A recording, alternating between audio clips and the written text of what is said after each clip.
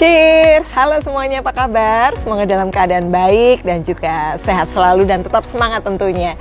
Kita masih di Breast Cancer Awareness Month dan kali ini saya Ayu Cornelia bersama dengan seorang dokter, yaitu Dr. Mardia Suci Hardianti, spesialis penyakit dalam KHOM, atau beliau ini adalah konsultan hematologi onkologi medik ya. Saya sekarang bersama dengan Dr. Mardia ada di area Yayasan Kanker Indonesia cabang daerah istimewa Yogyakarta. Oke, selamat sore Dokter Mardia, apa kabar? Baik, alhamdulillah sehat ya. Ini matur nuwun sangat sudah menyempatkan di tengah kesibukan ya sahabat CNC ya untuk Dokter Mardia bisa hadir. Mungkin Dokter nyuwun sewu bisa memperkenalkan diri, kegiatan dokter sehari-harinya sebagai apa? Baik, saya adalah dokter spesialis penyakit dalam, konsultan hematologi onkologi medik. Sehari-hari saya bekerja terlibat di dalam pelayanan untuk pasien dengan kanker, baik kanker darah maupun kanker solid.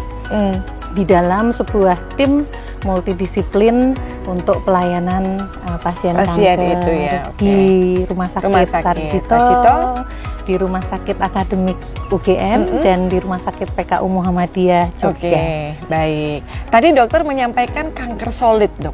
Itu apa ya? Karena kalau dari kacamata awam saya nggak ngerti tuh dok, kanker solid itu apa aja. Kanker solid itu bahasa Jawanya kanker padat.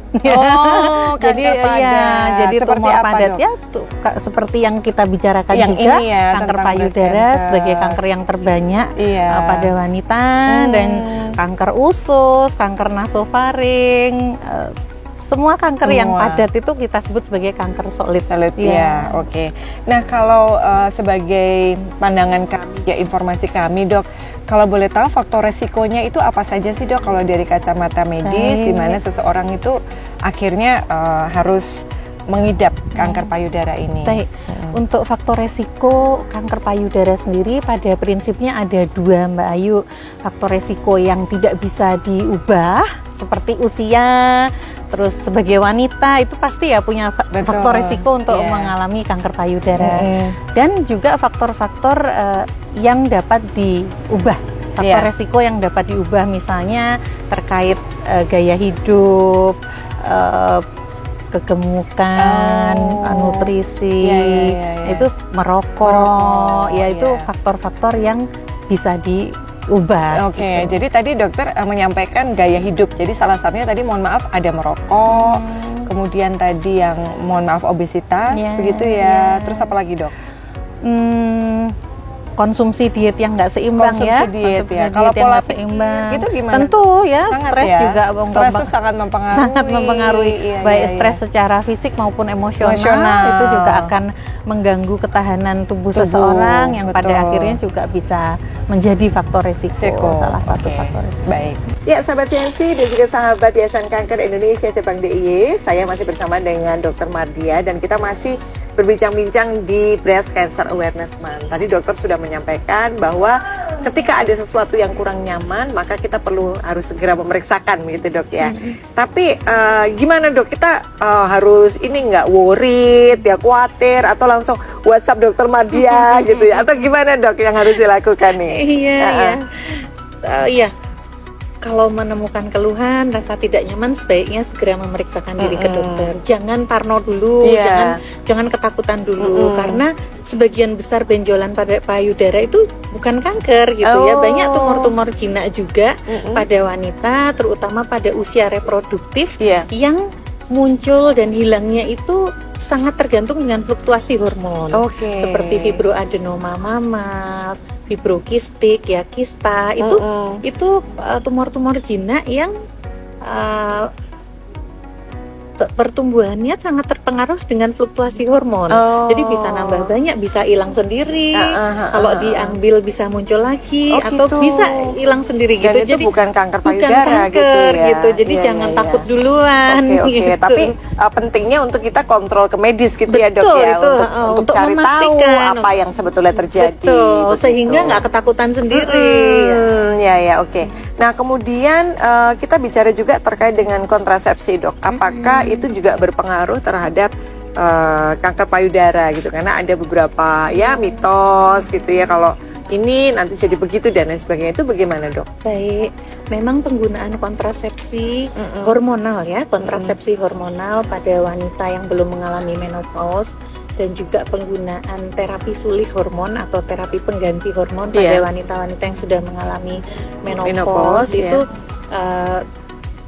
dikatakan pada beberapa penelitian meningkatkan risiko untuk kejadian kanker payudara. Meskipun ya penelitian itu kan dilakukan secara observasional dalam sebuah kelompok yang menggunakan terapi itu sama yang tidak.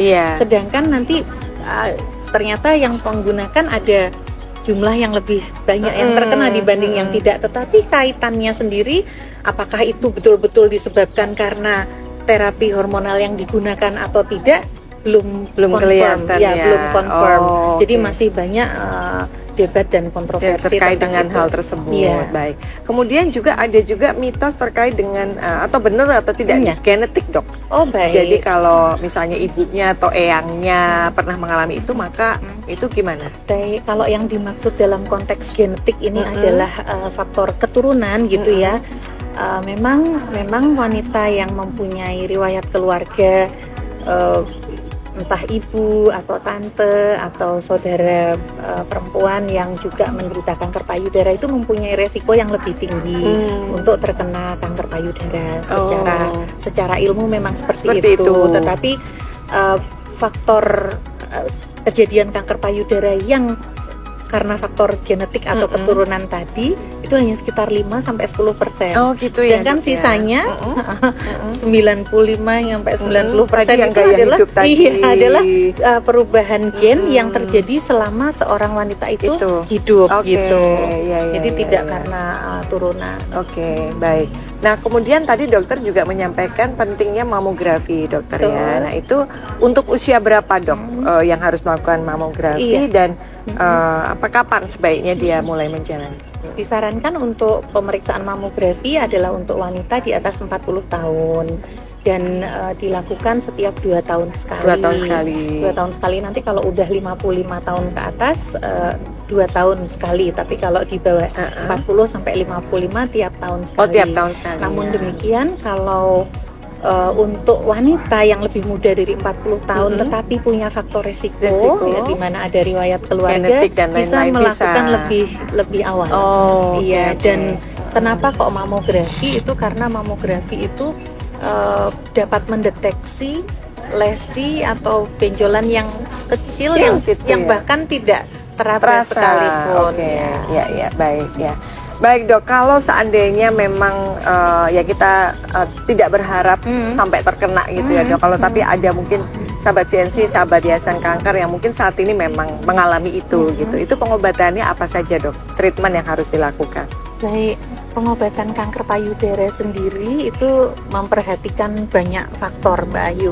Tetapi yang terpenting adalah stadium dan subtipe dari kanker payudaranya. Stadium itu menjadi sangat penting karena jadi 3 modalitas utama di dalam penanganan kanker payudara itu adalah operasi, terapi sistemik, dan radioterapi. Untuk operasi dan radioterapi itu sifatnya lebih lokal. Jadi pada primary tumornya dari masa tumornya. Sedangkan terapi sistemik itu terapi yang diberikan sehingga mempunyai efek ke seluruh tubuh. Seperti itu. Jadi kalau ditanyakan bagaimana pengobatan pada pasien kanker payudara, sangat dipengaruhi dengan kondisi awal si anak perempuan tersebut gitu kondisi ya dok. Awal saat dijumpai bagaimana. Kalau stadiumnya masih awal, benjolannya masih kecil, bisa dioperasi langsung. Itu pertamanya dioperasi dulu. Dioperasi dulu, kemudian setelah itu diberikan tergantung subtipenya. Kalau ini secara garis besar ada 3 subtipe. Apa itu dok? Yaitu tipe hormonal reseptor positif, tipe HER2 positif, dan tipe triple negatif. Nah, kalau yang terbanyak 70% itu adalah tipe hormonal reseptor positif atau tipe luminal, di mana pertumbuhan kanker payudara pada wanita tersebut terkait dengan faktor hormon, terutama estrogen. Gitu. Jadi kalau ketemu kasus wanita dengan kanker payudara stadium kecil, stadium 1, stadium 2 masih kecil, Iya. benjolannya di bawah 2,5 cm, Iya. dan dia adalah tipe hormonal, itu nggak bisa-bisa cuman perlu dioperasi aja dan kemudian minum obat hormon, nggak perlu bisa gitu ya, kemoterapi, Dok, nggak ya? perlu Nggak radioterapi. perlu gitu ya. Wah, oke. Jadi menemukan ada 3 hal tadi ya, 3 tipe ya. Iya. Oke, saya bukan mahasiswa kedokteran jadi nggak apa-apa dok ini. Ya, sahabat CNC masih di Breast Cancer Awareness Month bersama dengan saya Ayu Cornelia dan juga Dr. Mardia di kesempatan siang hari ini. Dan sudah banyak banget yang kita bahas. Sekarang saya mau tanya terkait dengan dok, kenapa sih kok kita harus deteksi dini? Kenapa dok? Iya, karena salah satu penentu keberhasilan pengobatan kanker itu adalah stadium kanker. Dan tentunya semakin ditemukan dini, semakin awal stadiumnya itu keberhasilan pengobatannya semakin besar.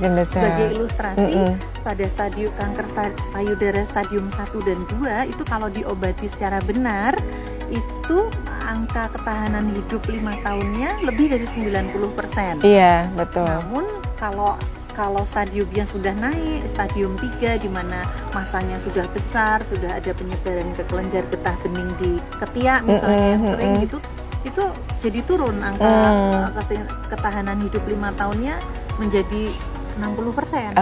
Dan kalau sudah ada penyebaran ke organ lain, yang paling sering itu kanker payudara ke paru-paru, liver, dan ke tulang, Mbak Ayu. Nah itu angka ketahanan hidup 5 tahunnya rendah ya, kurang dari 20%. Iya, jadi banyak yang harus sangat dicermati untuk deteksi awal ya, sahabat CNC. Baik. Nah kemudian dok, saya pernah dengar juga ada beberapa penyintas itu yang ke alternatif dok. Nah itu gimana kalau menurut dokter? Iya, kalau pertama kali curiga, terus apalagi benjolannya kok semakin membesar, dan sebaiknya jangan ke alternatif dulu. Gitu. Jadi dilakukan tindakan medis yang tepat dulu untuk mengatasi benjolan tersebut. Betul. Karena sebetulnya kan pengobatan itu juga harus ada bukti ilmiah. Iya. Bukti ilmiah bahwa pengobatan itu akan memberikan hasil yang baik. Tidak sekedar testimoni dari satu dua orang gitu ya. Sedangkan pengobatan medis yang kita berikan itu kan sudah dibuktikan dengan populasi orang yang banyak gitu. Iya. Sehingga menjadi disarankan gitu. Tapi kalau alternatif ini mungkin kadang-kadang alternatifnya sangat tidak masuk akal seperti menggunakan hal-hal yang mistis atau apa. Nanti kalau seperti itu takutnya malah tambah telat tambah telat, dan pada waktu hadir ke kita yang tadinya masih stadium 2 seharusnya sudah jadi 4. Iya, baik. Jadi tetap ya harus kita konsul ke medis ya, untuk ketika ada sesuatu yang tidak nyaman langsung aja. Begitu ya dokter ya. Baik, Dokter Mardia, mungkin ada yang mau dokter sampaikan kepada sahabat CNC, sahabat Yayasan Kanker Indonesia cabang DIY untuk pencegahan, dan kalau seandainya memang sudah terkena, apa yang harus dilakukan dok? Baik, mungkin pesan utamanya kepada para wanita muda ya. Iya, perempuan muda. Iya. Pada wanita muda ini jangan berpendapat bahwa kanker payudara itu hanya mengenai wanita yang sudah usianya banyak usia tua, tetapi bisa terjadi pada wanita siapapun. Sehingga tadi peningkatan kewaspadaan untuk kanker payudara ini menjadi penting buat kita semua, kita semua ya.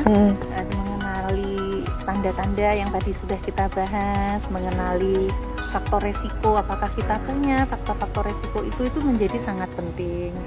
Dan seandainya memang ada yang tidak nyaman tadi seperti yang Mbak Ayu bilang, itu jangan ragu-ragu, segera memeriksakan diri ke dokter, karena toh juga belum tentu itu kanker payudara, tetapi sampai itu terbukti bukan, baru. Jadi harus dikonfirm dengan ahlinya, begitu ya, Dokter Mardia. Siap. Kemudian kalau tadi untuk yang sudah terkena,